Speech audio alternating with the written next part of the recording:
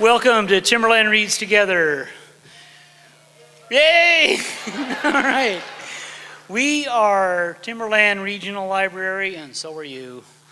5 counties, 27 communities, business organizations such as the Washington Center for the Performing Arts and TCTV, they're both helping us out.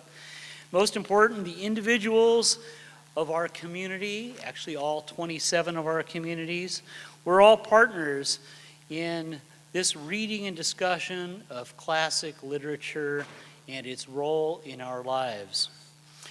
Timberland Regional Library is one of 208 organizations nationally that received grants to support Big Read programs between September 2008 and June of 2009.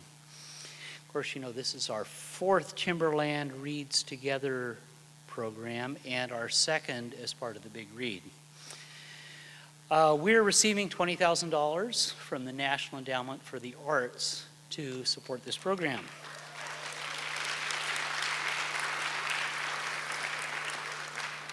And the official wording that it says we need to say exactly is, the Big Read is an initiative of the National Endowment for the Arts in partnership with the Institute of Museum and Library Services and Arts Midwest. Anyway, NEA, it's the National Endowment for the Arts, not the National Education Association. They present the Big Read in partnership with IMLS, Institute of Museum and Library Services, and the Big Read answers a big need. There's a survey that they did in 2004, Reading at Risk, a survey of literary reading in America. And it found that not only is literary reading in America declining rapidly among all groups, but that the rate of decline has accelerated, especially among the young. I don't know what the young means, that's their wording. Anyway, less than half of the adult population now reads literature. In this survey, literature is defined as any novels or short stories, any poetry, and any drama, with no distinctions made for one particular genre, another, or length. They're just not reading it. The percentage of the U.S. population reading any book has declined by 7% over the last decade. Literary reading is declining among all age groups, but the steepest decline is among the youngest age groups. So what does this say about reading in general in the U.S.? Elementary school students actually are making progress in reading, but every other age level in the U.S. is shown as slipping in reading. These trends are especially bad among teenagers and young adults. So the National Endowment for the Arts has started this initiative to encourage the reading of literature and the discussion of it in and among people in the United States, and that's why we are here as part of the Big Read.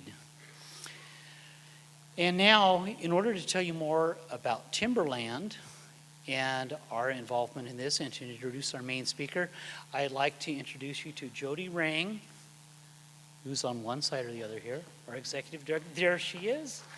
She's dressed to match the curtain. Thank you, Tim. Oh, thank you all so much for coming tonight. This is so exciting to have our 4th Timberland Reads Together and a fantastic writer like Ursula Guin with us here in Olympia. The other exciting thing about tonight is that we are beginning the celebration of Timberland's 40th anniversary. We have been serving you. We have been serving you in 5 counties for 40 years now. Well, thank you. So I'd like you to think back a little bit. I'm going to do a little stage setting to 40 years ago. Okay, some of you are not 40 years old, but those of you who can remember 40 years back, you'll remember that 1968 was a turbulent year in America. We were in war in Vietnam.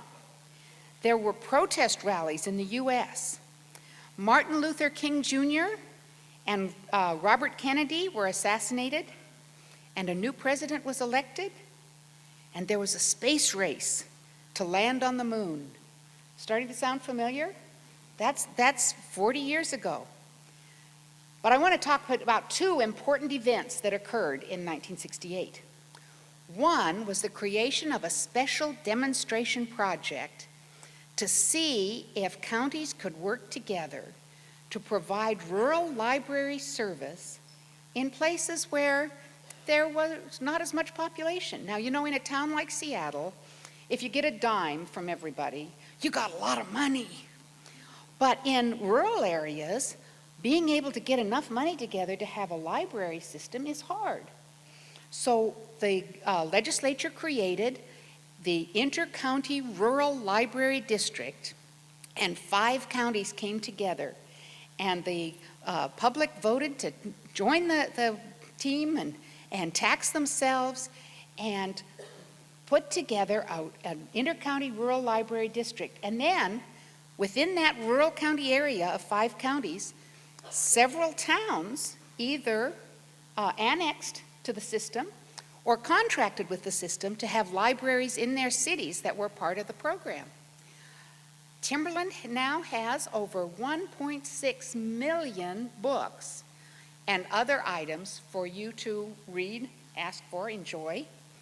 And we're all working together for 40 years to bring you those services. Now, after that, or at about the same time, there was this other really cool thing happening.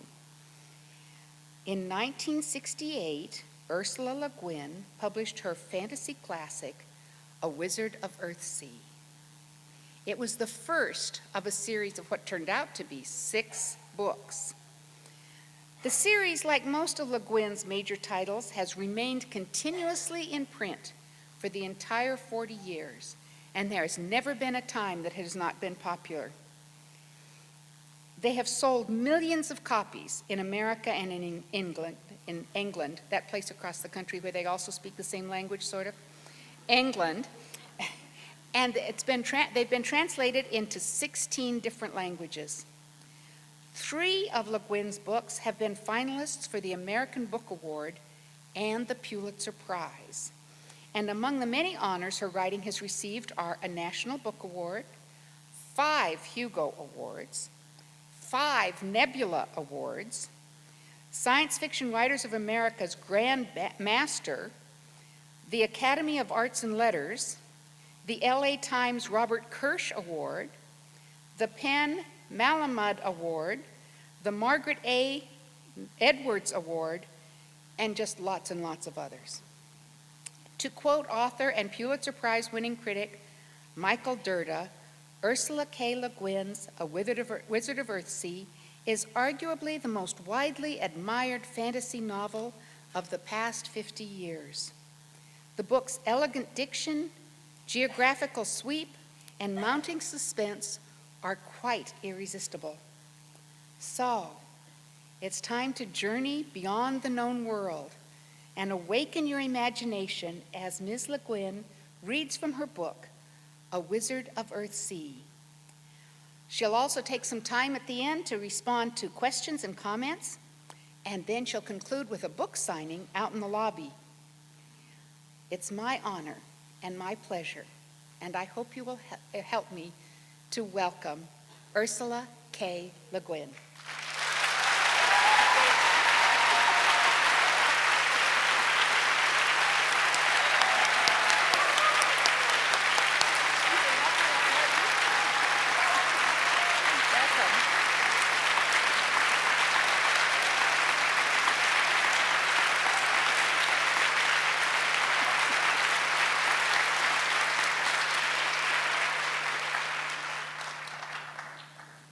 Can I have the lights down a little bit that are shining right on into my eyes?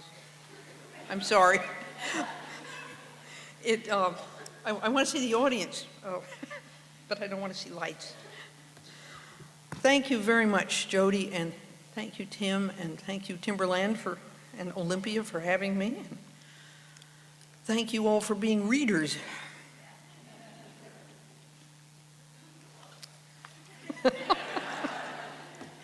Yeah, well, it's writers do like readers.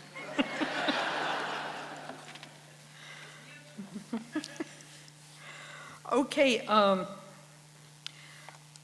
going to read some bits from the book and kind of do a little talking about it in between. How's the sound? Is it? Okay.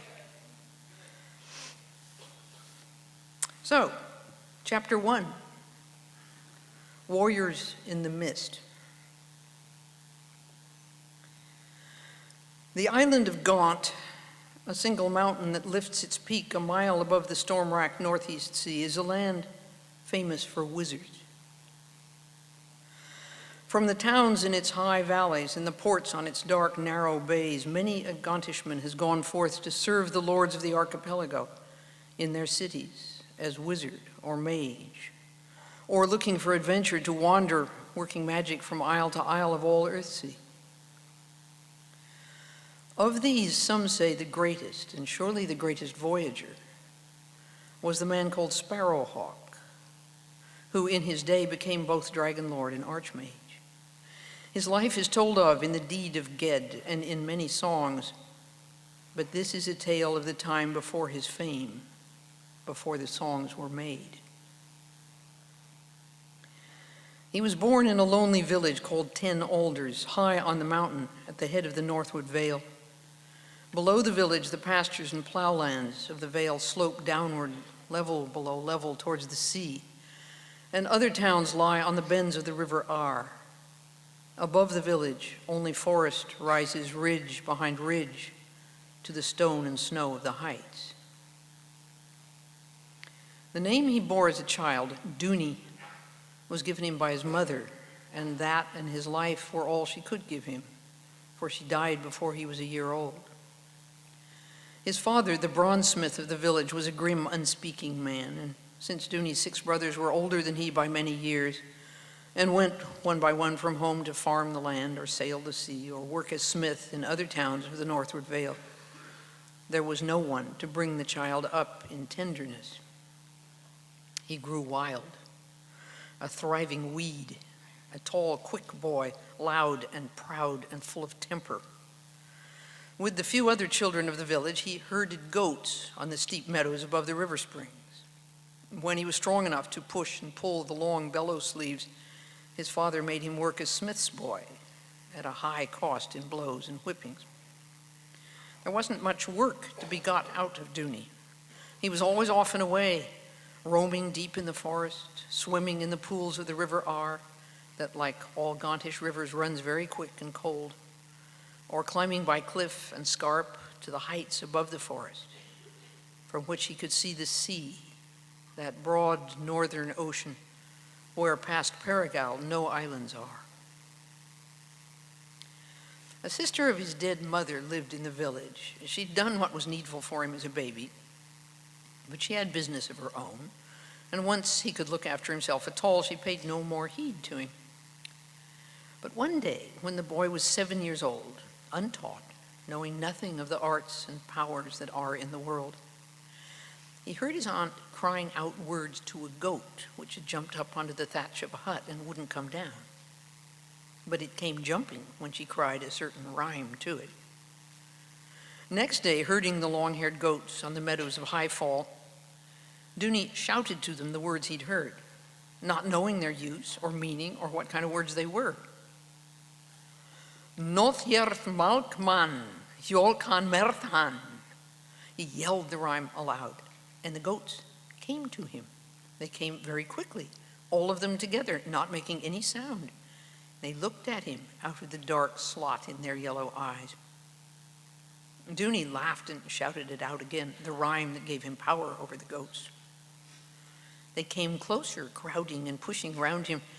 All at once he felt afraid of their thick ridged horns, their strange eyes, and their strange silence.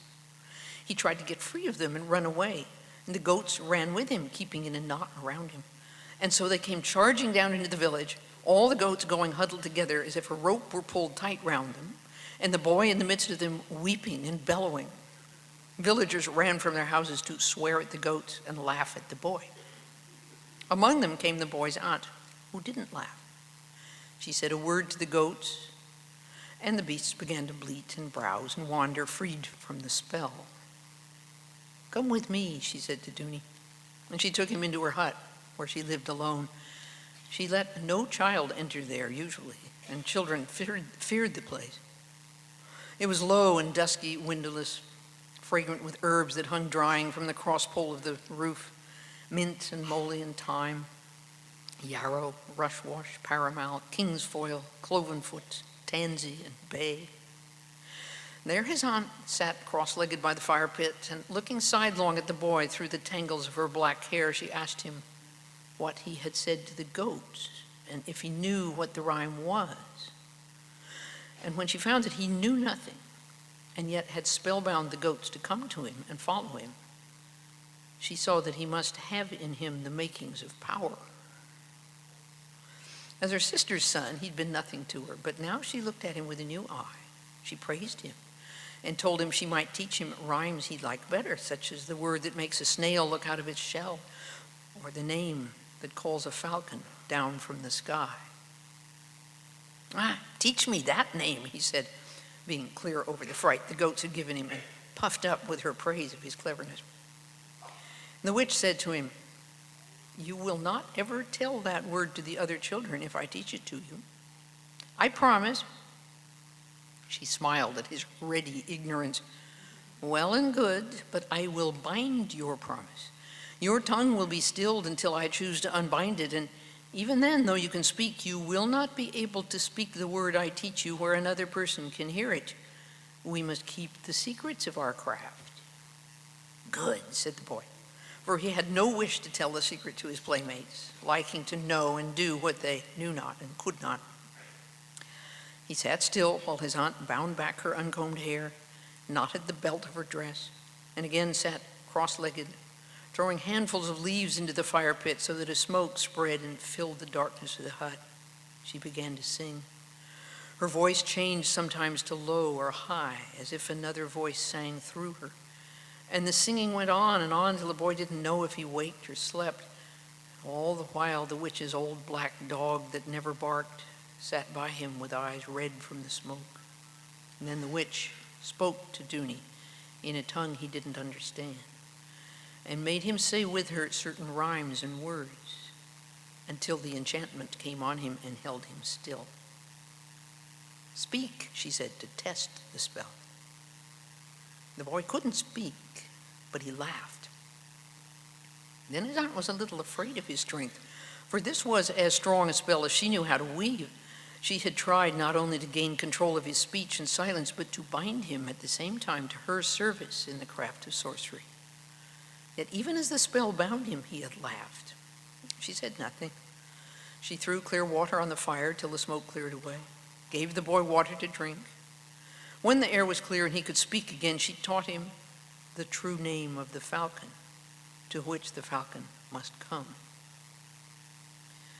This was Dooney's first step on the way he was to follow all his life, the way of magery, the way that led him at last to hunt a shadow over land and sea to the lightless coasts of Death's kingdom. But in those first steps along the way, it seemed a broad, bright road. Well, that opening of Wizard of Earthsea was my first steps along the way into Earthsea. I really didn't know very much of what I was writing about at the time. I was completely, well, winging it would be the polite way to say it, faking it.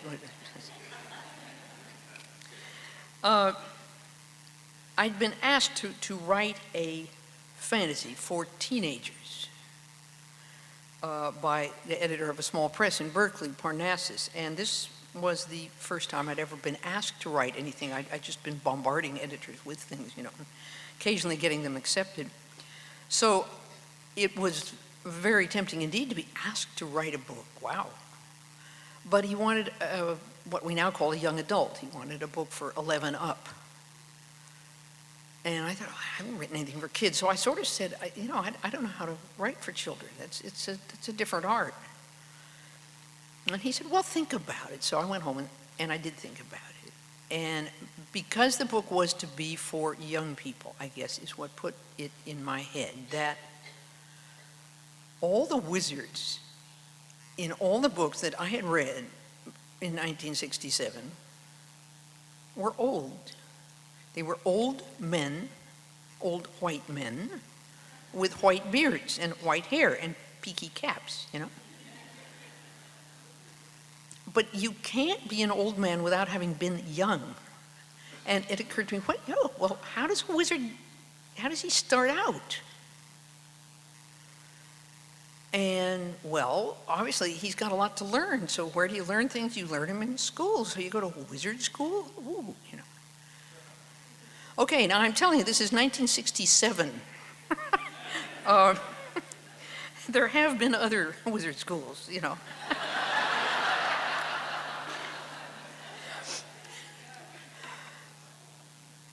And the idea of learning a really difficult, dangerous craft, a power such as wizardry would be, that kind of gave me the shape of the book right there. Because, okay, I've got a boy who knows nothing, and he's got to learn all this stuff. And so he's going to blunder his way into magic. He's going to have to learn it by doing it all wrong, which is mostly how we do learn things, right?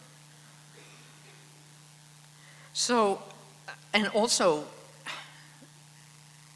the idea that the bigger your gift for something is, probably the more you have to learn. If you're not going to be a very good violinist, you don't have to learn as much. But if you're going to be a great violinist, you're going to be practicing your whole life long. So I kind of had this picture of what this poor kid was up against. And he came alive to me right away. He's an impatient, unruly boy. He doesn't pay attention to what the wise people tell him, even the wizard who gives him his true name.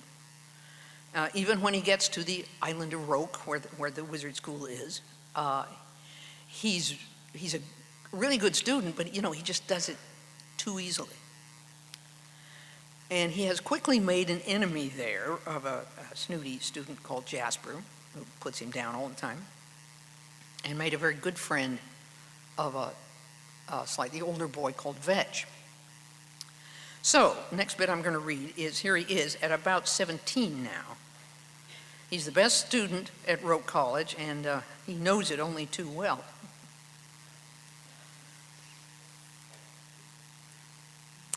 When the long dance was over, most people slept the day away and gathered again at evening to eat and drink. And there was a group of young fellows, prentices and sorcerers, who had brought their supper out from the refectory to hold a private feast in a courtyard of the great house. Vetch, Jasper, and Ged. Ged is our boy Dooney, who his nickname is Sparrowhawk, and his true name, which is not spoken very much, is Ged. They were there, and 6 or 7 others, and some young lads released briefly from the isolate tower. They were all eating and laughing and playing such tricks out of pure frolic as might be the marvel of a king's court. One boy had lighted the court with 100 stars of weirlight colored like jewels that swung in a slow netted procession between them and the real stars. A pair of boys were playing bowls with balls of green flame and bowling pins that leaped and hopped away as the ball came near. And all the while Vetch sat cross-legged, eating roast chicken up in mid-air. One of the younger boys tried to pull him down to earth, but Vetch merely drifted up a little higher out of reach and sat, calmly smiling, on the air. Now and then he tossed away a chicken bone, which turned to an owl and flew hooting among the netted starlights. And Ged shot breadcrumb arrows after the owls and brought them down. And when they touched the ground, there they lay, bone and crumb, all illusion gone. Ged tried to join Vetch up in the middle of the air, but lacking the key of the spell, he had to flap his arms to keep aloft. And they were all laughing at his flights and flaps and bumps. And he kept up his foolishness for the laughter's sake, laughing with him. For after those 2 long nights of dance and moonlight and music and majory, he was in a fey, wild mood, ready for whatever might come. He came lightly down on his feet, just beside Jasper at last, and Jasper, who never laughed aloud, moved away, saying, The sparrowhawk that can't fly. Was Jasper a precious stone? Ged returned. Oh, jewel among sorcerers, gem of Havnor, sparkle for us. The boy that had set the lights dancing sent one down to dance and glitter about Jasper's head. Not quite as cool as usual, frowning, Jasper brushed the light away and snuffed it out with one gesture. I'm sick of boys and noise and foolishness, he said. You're getting middle-aged, lad, said Vetch from above. If silence and gloom is what you want, put in one of the younger boys, you could always try the tower. Ged said to him, what is it you want then, Jasper? I want the company of my equals, Jasper said. Come on, Vetch, leave the prentices to their toys. Ged turned to face Jasper. What do sorcerers have that prentices lack, he inquired. His voice was quiet, but all the other boys fell still, for in his tone, as in Jasper's, the spite between them now sounded plain and clear as steel coming out of a sheath. Power, said Jasper. I'll match your power act for act. You challenge me? I challenge you. Vetch had dropped down to the ground, and now he came between them, grim of face. Duels in sorcery are forbidden to us, and well, you know it. Let this cease. Both Ged and Jasper stood silent, for it was true. They knew the law of Rogue. They also knew that Vetch was moved by love, and themselves by hate. Yet their anger was balked, not cooled. Presently, moving a little aside, Jasper spoke with his cool smile. Vetch, I think you'd better remind your goatherd friend again of the law that protects him. He looks sulky. I wonder, do you really think I'd accept a challenge from him, a fellow who smells of goats, apprentice who doesn't know the first change? Jasper, said Ged, what do you know of what I know? And for an instant, with no word spoken that any heard, Ged vanished from their sight, and where he'd stood, a great falcon hovered, opening its hooked beak to scream for one instant. Then Ged stood again in the flickering torchlight, his dark gaze on Jasper. Jasper had taken a step backward in astonishment. Now he shrugged and said one word, illusion. The others muttered, and Vetch said, that was not illusion, that was true change, and enough. Jasper, listen. What's enough to prove he sneaked a look in the book of shaping behind the master's back? What then? Go on, goatherd. I like this trap you're building for yourself. The more you try to prove yourself my equal, the more you show yourself for what you are. At that, Vetch turned from Jasper and said softly to Ged, Sparrowhawk, will you be a man and drop this now? Come with me. Ged looked at his friend and smiled, but all he said was, keep Hoeg for me a little while, will you? Hoeg is a little wild animal that adopted Ged and that always stays with him. It's called an otak. He put into Vetch's hand the little otak, which, as usual, had been riding on his shoulder. It had never let any but Ged touch it, but it came to Vetch now, and climbing up his arm, cowered on his shoulder, its great bright eyes always on its master.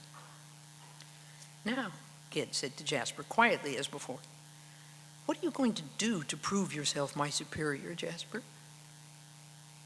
I don't have to do anything, goatherd. Yet I will. I'll give you a chance, an opportunity. Envy eats you like a worm in an apple. Let's let out the worm. Once by Roke Knoll you boasted that Gauntish wizards don't play games.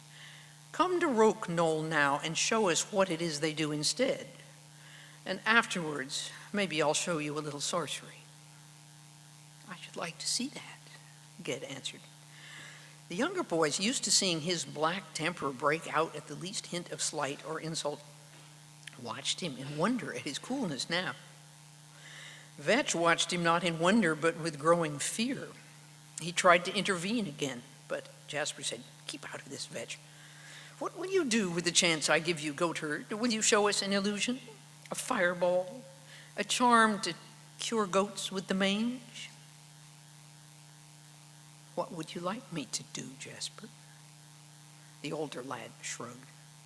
Summon up a spirit from the dead for all I care. I will.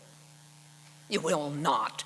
Jasper looked straight at him, rage flaming out over his disdain. You will not, you cannot. You brag and brag.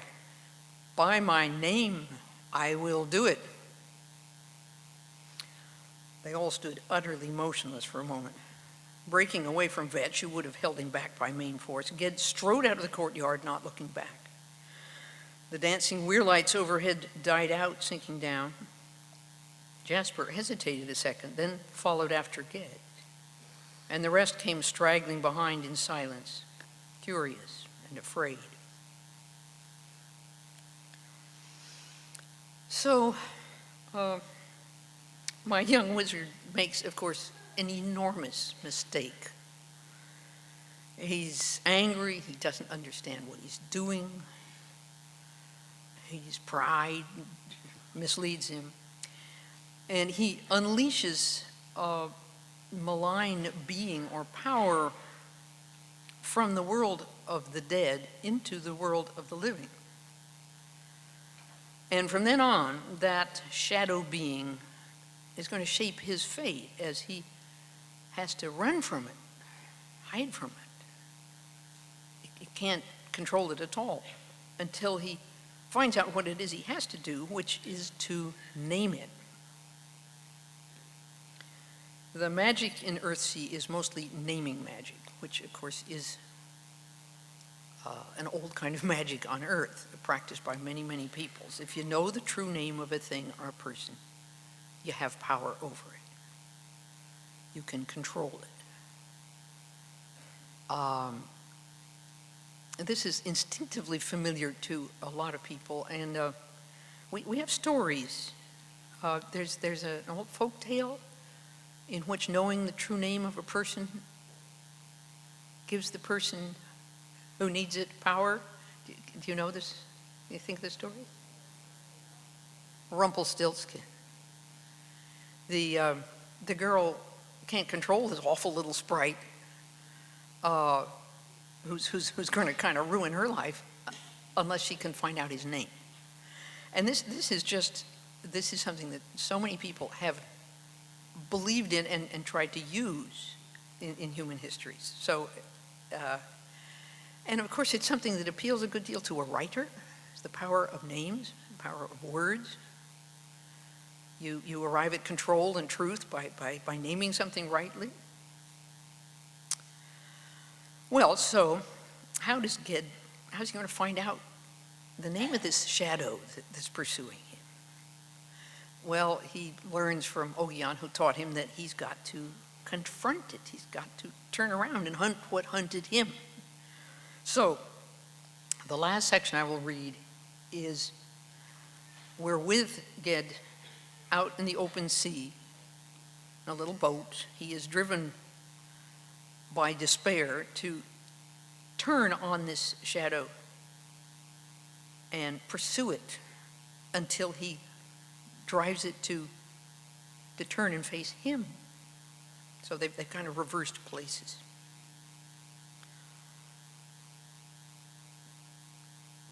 Though the sea itself was a danger to him in the hard weather of the season, that danger and change and instability seemed to him a defense and a chance. And when he met the shadow in this final end of his folly, he thought maybe at least he could grip the thing, even as it gripped him, and drag it with the weight of his body and the weight of his own death down into the darkness of the deep sea from which, so held, it might not rise again. And so at least his death would put an end to the evil he had loosed by living. He sailed a rough, chopping sea above which clouds drooped and drifted in vast, mournful veils. He raised no mage wind now, but used the world's wind, which blew keen from the northwest. And so long as he maintained the substance of his spell-woven sail, often with a whispered word, the sail itself set and turned itself to catch the wind. Had he not used that magic, he would have been hard put to keep the crank little boat on such a course on that rough sea. On he went, kept keen lookout on all sides. A fisherman's wife had given him 2 loaves of bread and a jar of water, and after some hours he ate and drank and thought gratefully of the silent, gauntish woman who'd given him the food. On past a dim glimpse of land he sailed, tacking westerly now in a faint, dank drizzle that over land might be a light snow. There was no sound at all but this small creaking of the boat and light slap of waves on her bow. No boat or bird went by. Nothing moved but the ever-moving water and the drifting clouds. Nothing was ahead when he looked ahead. He stood up, chilled and weary of gazing and peering into empty murk. "Come on, then," he went. "Come on, what do you wait for, Shadow?" No answer. No darker motion among the dark mists and waves. Yet he knew more and more surely now that the thing was not far off, seeking blindly down his cold trail. And all at once he shouted out aloud, "I'm here. I, Ged the Sparrowhawk, and I summon my shadow." The boat creaked, the waves lisped, the wind hissed a little on the white sail. Moments went by. Ged waited, one hand on the yew-wood mast of his boat, staring into the icy drizzle that slowly drove in ragged lines across the sea from the north. Moments went by, and then far off in the rain over the water, he saw the shadow coming. It didn't wear the beast shape in which he'd seen it first on Rope Knoll and in his dreams. It had a shape now, even in the daylight. In its pursuit of Ged, and its struggles with him, it had drawn power from him, sucking it into itself. Maybe his summoning of it aloud in the light of day had given to it, or forced upon it, some form or semblance. Certainly it had now some likeness to a man, though being shadow, it cast no shadow. So it came over the sea, out of the jaws of Enlad towards Gaunt, a dim, ill-made thing, pacing uneasy on the waves, peering down the wind as it came, and the cold rain blew through it. Because it was half blinded by the day, and because he'd called it, Ged saw it before it saw him, and he knew it, as it knew him among all beings, all shadows. In the terrible solitude of the winter sea, he stood and saw the thing he feared. The wind seemed to blow it farther from the boat, and the waves ran under it, bewildering his eye. Ever again it seemed close to him. He couldn't tell if it moved or not. It had seen him now. Though there was nothing in his mind but horror and fear of its touch, the cold, black pain that drained his life away. Yet he waited, unmoving, and then all at once, speaking aloud, he called the mage wind strong and sudden into his sail, and his boat leapt across the gray waves straight at the lowering thing that hung on the wind. In utter silence, the shadow, wavering, turned and fled. Upwind it went, northward. Upwind, Ged's boat followed, shadow speed against magecraft, the rainy gale against them both. And the young man yelled to his boat, to the sail and the winds and the waves ahead, as a hunter yells to his hounds when the wolf runs in plain sight before them. And he brought into that spell-woven sail a wind that would have split any sail of cloth, and that drove his boat over the sea like a scud of blown foam, closer always to the thing that fled. Now the shadow turned, making a half circle, and appearing all at once more loose and dim, less like a man, more like mere smoke blowing on the wind. It doubled back and ran downwind with the gale as if it made for the island of Gaunt. With hand and spell, Ged turned his boat, and it leapt like a dolphin from the water, rolling in that quick turn. Faster than before he followed, but the shadow grew ever fainter. Rain mixed with sleet and snow came stinging across his back and his left cheek. He couldn't see more than 100 yards ahead. Before long, as the storm grew heavier, the shadow was lost to sight. Yet Ged was sure of its track, as if he followed a beast's track over snow instead of a wraith fleeing over water. Though the wind blew his way now, he held the singing mage wind in the sail, and flake foam shot from the boat's blunt prow, and she slapped the water as she went. For a long time, hunted and hunter held their weird, fleet course. The day was darkening fast. Ged knew that at the great pace he'd gone these past hours, he must be south of Gaunt, heading past the islands out into the open reach. He couldn't tell. He didn't care. He hunted. He followed. And fear ran before him. All at once he saw the shadow for a moment not far from him. The driving sleet of the storm had given way to a chill, ragged, thickening mist, and through this mist he glimpsed the shadow fleeing somewhat to the right of his course. He spoke to wind and sail and turned the tiller and pursued, again a blind pursuit. The fog thickened fast, boiling and tattering where it met with the spell wind, closing down all round the boat, a featureless pallor that deadened light and sight. Even as Ged spoke the first word of a clearing charm, he saw the shadow again, still to the right of his course, but very near, going slowly. The fog blew through the faceless vagueness of its head, yet it was shaped like a man, only deformed and changing like a man's shadow. Ged veered the boat once more, thinking he'd run his enemy to ground. In that instant, it vanished, and it was his boat that ran aground, smashing up on shoal rocks that the blowing mist had hidden from his sight. He was pitched nearly out, but grabbed hold on the mast staff before the next breaker struck. This was a great wave, which threw the little boat up out of the water and brought her down on a rock, as a man might lift up and crush a snail's shell. And there I will leave him, having got him into really deep trouble. Of course, you know, he'll find his way out and he'll meet his shadow at last and know its name, because that's what the book is about. A boy growing up, a person coming together into wholeness. And I wanted to talk briefly, before I kind of turn it over to you. I wanted to talk about messages. Is that the message of the book?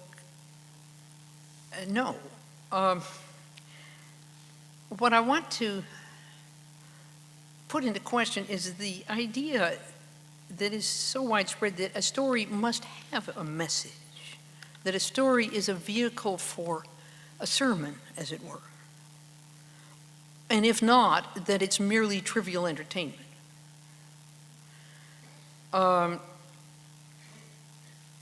afraid that some of this is quite unwittingly taught in schools a great deal, where children are taught to, what is the message of the story you just read? Well, a story can mean a lot without having any identifiable message at all. I'm inclined to think that the less explicit its meanings are, the more powerful they may be.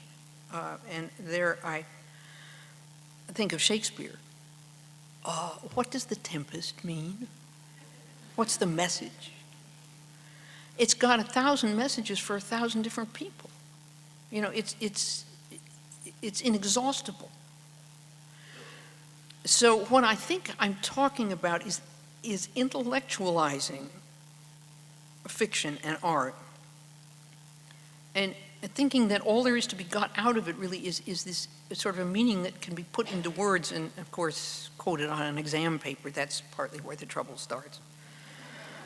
Test passing, you know. Where a story happens as you write it, as you tell it or hear it, or as you read it. Where a story happens is in your head, sure enough, but it's also in your body and in your heart, in your feelings. If it doesn't happen there, it doesn't happen very importantly. And I think the real message that every story,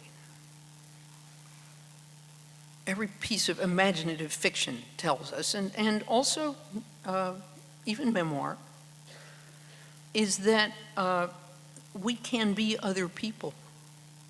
We can live other lives. We can live them as we read. No other art empowers us in quite that way. Not even drama, not even the movies, because we watch those. They are there and we look at them.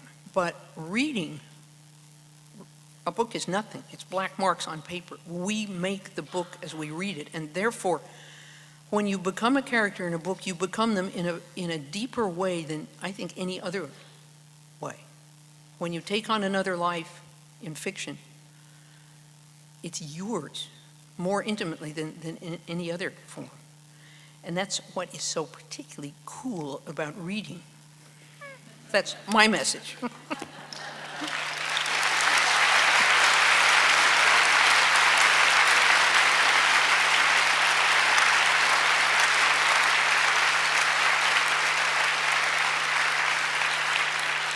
Thank you. Well,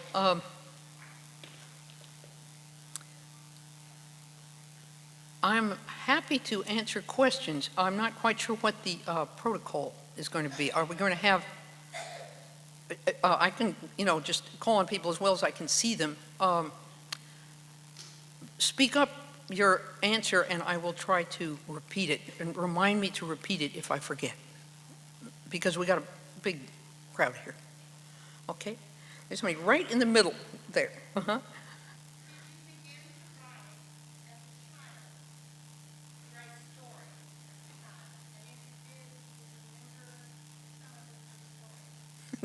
Did I begin to write stories as a child, and if so, do I remember some of them? Yeah, first I wrote poetry. I think rhythm comes before anything else with me, and it certainly did in writing. But by the time I was 9 or 10, I guess, I was, I wrote a story about evil elves who persecuted a poor man who was writing a story about evil elves. So, little Borges, huh? I mean, and I submitted a story I wrote when I was about 11. My evil elder brother, encouraged me to submit it to probably Astounding Stories. And I got a very polite rejection, which just made me feel so good. I'm grown up, I got a rejection slip, After 20 years of it, it wasn't so much fun, but okay, right there. I was curious how many drafts you go through in a typical novel or in this one particular. How many drafts do I go through in a typical novel? There is no typical novel. Sometimes quite a few. Sometimes it's like a book gets given you, it gets practically dictated, and all you have to do is, of course you go through it and nitpick, But then some of them are bulky and obstinate and they go wrong and you have to back up and start over and so on. So it's just, there seems to be no, I never wrote anything that was like anything else I ever wrote.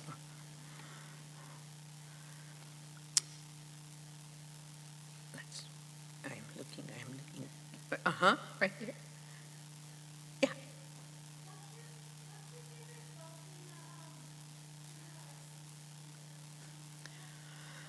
What's my favorite book in the Earthsea cycle? I don't have favorite books. It's kind of like, if you ask me which of my 3 children is my favorite, I could talk and talk and talk, but I wouldn't come out with a favorite, They're just lovely children, Of course, I'm fond of this book, the first one, because it started me into Earthsea. And I think it's a very well-shaped book. I will say that. It's 40 years old, and I think I have some critical distance from it. And it's a shapely book. It starts here, and it goes there, and it doesn't waste any time on the way. That's always kind of nice. But I love them all. Oh, right there.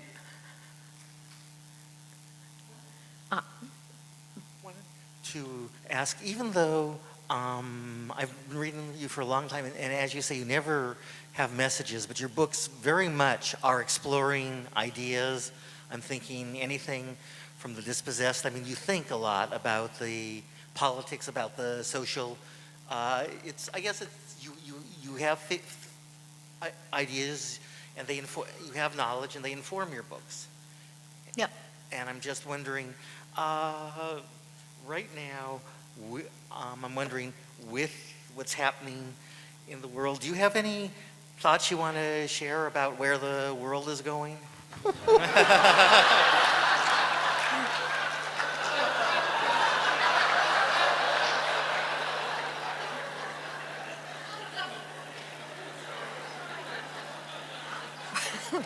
Jody just told me, I was saying when I had breakfast this morning, the stock market had gone down to 800, and she said, oh, well, it went back up again, and then the president gave a speech, and it went back down again.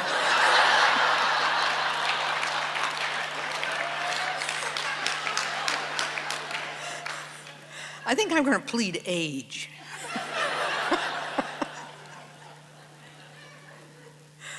Oh, I don't know. We're in for quite a boat ride here. That's all I can say. Let's see. Is there anybody that I haven't seen upstairs that wanted to speak? There, yeah. There's a hand waving. Yes. Thank you for your wonderful books. I love them. I started reading them. I just really think it's kind of fascinating, like your parents are involved with PhD in those books. Always coming home, you call them an anthropology of the future, which echoes. It sounds like it echoes your upbringing. Interested in a little bit of the influence of your parents and how that's affected your view of humanity and writing. Could you hear that? Yeah, I was hearing it beautifully. So hope you. But the trouble is, it's the question I can't answer.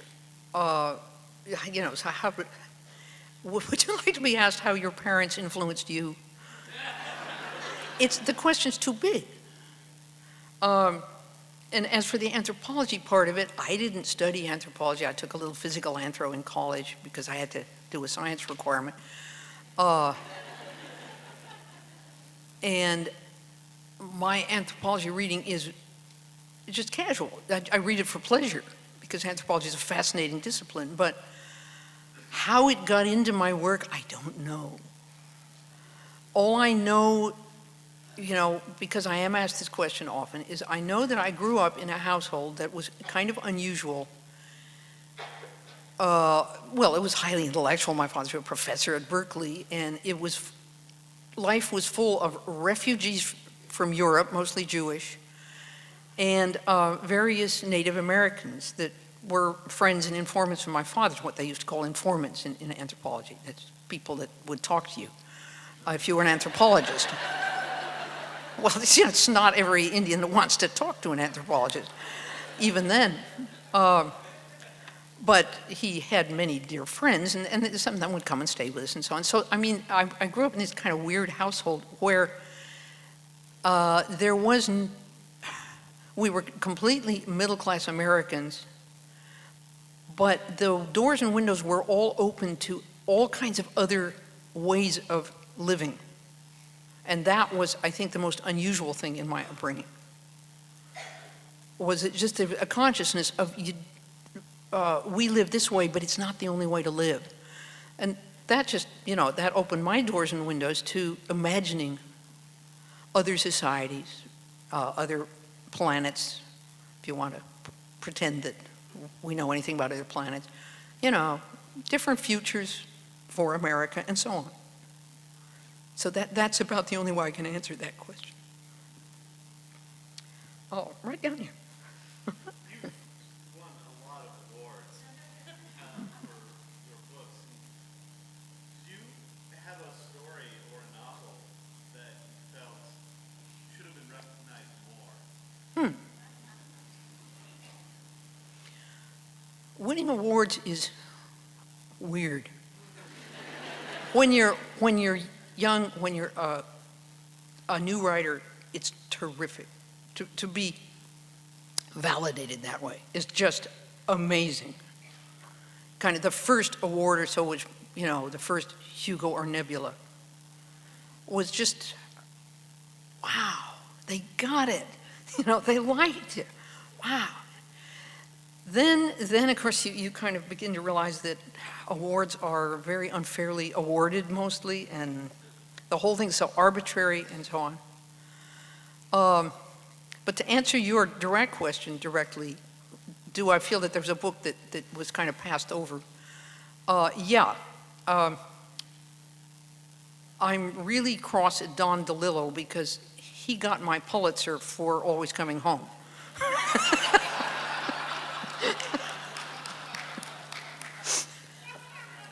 Small envious feelings. Yes.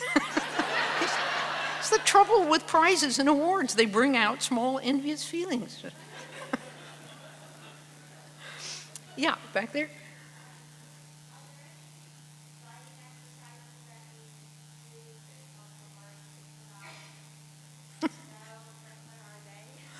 Are there any writing exercises? I used to help the words come out. That was not my problem, you see, really.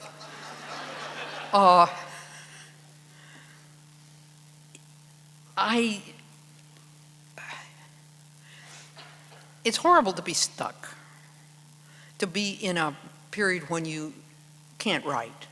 I'm in one now, and I hate it. But I have learned over several decades of practicing that if you're serious about your writing, and if you have something to say,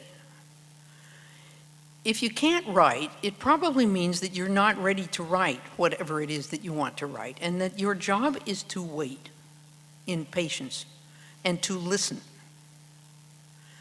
It's not just to scribble, scroll, scroll, write, because you have to be writing. I do not understand that principle. When you're young or when you're beginning writing, then probably free writing and kind of writing something every day and so on, that's probably a good idea simply to get the practice, to get your hand in, to realize that you can write something every day. Joining a writing group and writing 2 assignments to a deadline of some kind or another, is useful. But if you know that you are a writer, if you've kind of established that in your own mind so that you're not insecure about it, then sometimes it is better not to write, is what I painfully discovered. Because if I forced myself to write, it was third-rate stuff. And I would just have to wait sometimes for a year for anything to come out. And that's the hardest work of all, is not writing, I suppose. But I think you have to do it sometimes. Speaking from the pigeon roost. Uh-huh. Yeah, wait. Yes, she is up in paradise. Yes. You read science fiction and fantasy for pleasure yourself. Do you not? Yeah. I was wondering if you cared to comment or remark on how the genre has changed since Edgar Rice Burroughs. A brief history of science fiction and fantasy? I find it very interesting how at one point feminism really worked its way into it, and then it's reached this more accepting level, and I wonder if you care to comment. Well, I would describe that feminism worked its way into science fiction rather with a kind of a bludgeon wielded by Joanna Russ and Vonda McIntyre and me and a few other people, saying, out of the way, boys, here we come.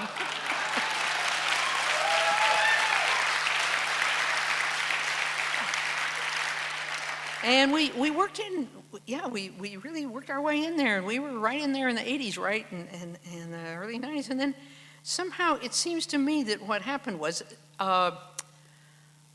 okay, now there's lots and lots and lots of female heroes now doing exactly what men do. And feeling what men feel and competing with men and so on. But there aren't any more women than there ever were, real women in science fiction. And not very many in fantasy. That somehow those genres kind of weaseled their own way away. Again, they just incorporated characters with female names who do not act like women. I'm not an essentialist. I don't know what the difference between men and women is, but I know what it is culturally. And something went a little wrong there, because I don't find much in fantasy and science fiction to interest me as a woman or as a feminist in the last quite a few years. And that's a shame, because we were really going somewhere with it for a while there.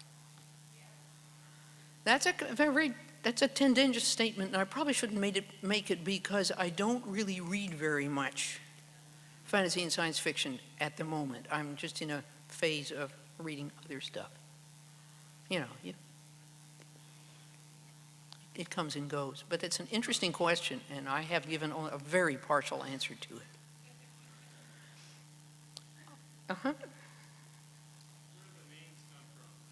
Where do the names come from?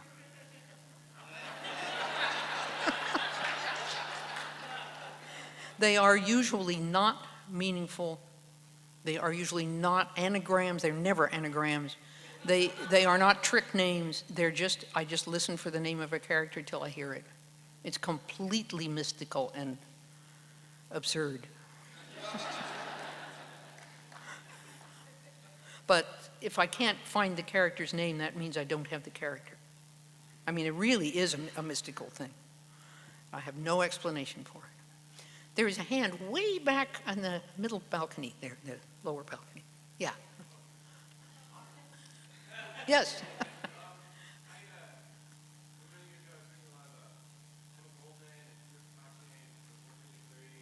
Good for you.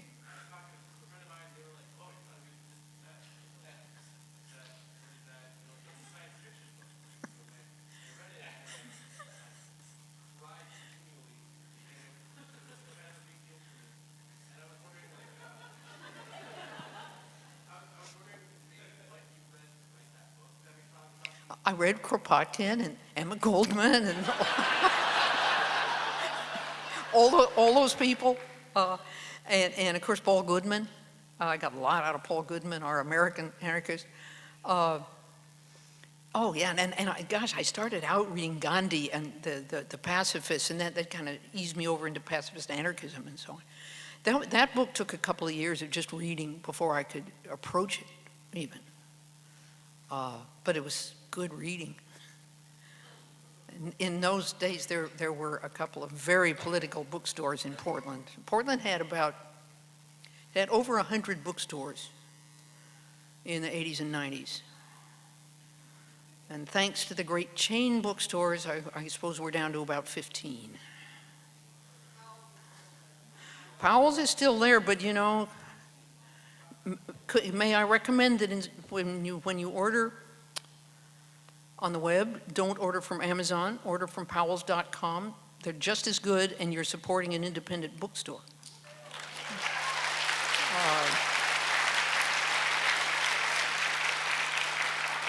Because the independents they're all fighting for their lives. Berkeley, my hometown, used to be crawling with bookstores. Those that survive are mostly secondhand stores now. It's kind of heartbreaking. Of course, part of it is online ordering, but that's why I brought up ordering from Powell's or other independents online, because that's how they really keep floating. Or steal from borders.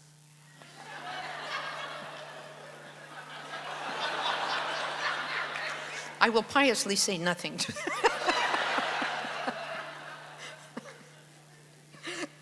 Yes, right here. Do I enjoy doing the reading like this tonight? Oh yeah, I love it. I love reading aloud, and I love being read aloud too. So my husband and I read aloud to each other every day, usually novels. How are we doing for time? Do I get guidance from a handler here? I mean, I love doing questions, but I know a lot of people want books signed, and it looks like there's a lot of people. So we kind of have to balance it out. I'm sorry? Yeah, it's 10 after 8, but I don't know when I'm supposed to stop. let's have a couple more questions. If there's somebody that's just, yeah, right there. All right.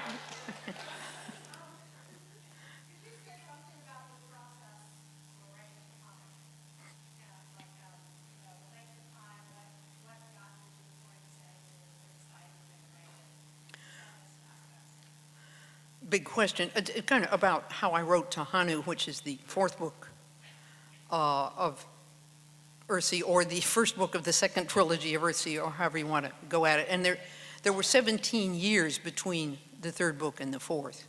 And those 17 years are the years in which I learned how to be a feminist. When the feminist movement got going, and I did my homework and learned how to write as a woman instead of as a sort of honorary man.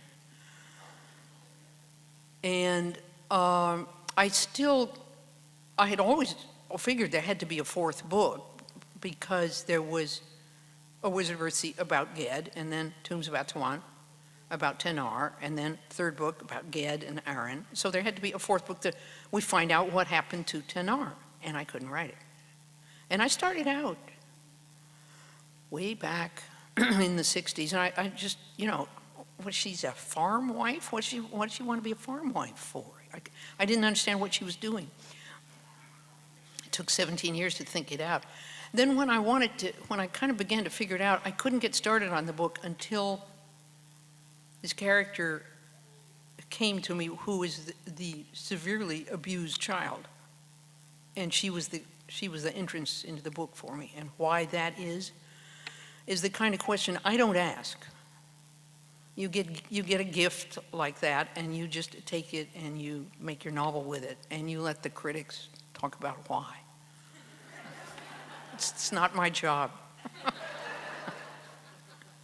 But it was a blessing to be able to write that book finally. And then, of course, I called it the last book of Earthsea. Yeah. Never say never. Because there was a whole lot more I had to do. Partly because I mistakenly revived a dead wizard in it, but never mind. Now, there was somebody up there who was just, was determined to, yeah, okay. Use ideas from any other book. Start again. Did you use any other ideas from other books? Do I use any other ideas from other books? You mean sort of in general? Well, yeah, because, we all artists steal from other artists all the time.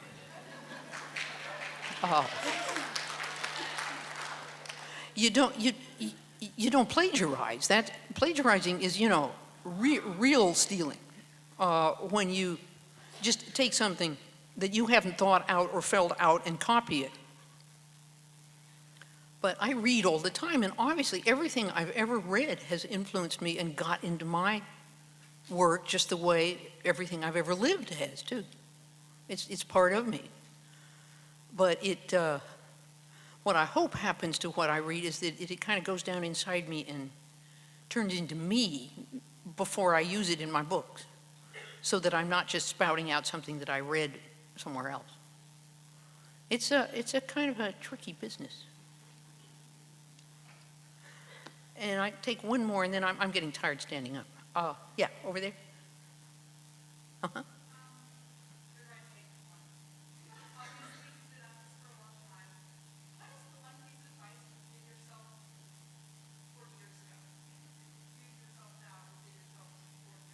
You mean if I was talking to Ursula 40 years ago? Hang in there. That was easy. Thank you.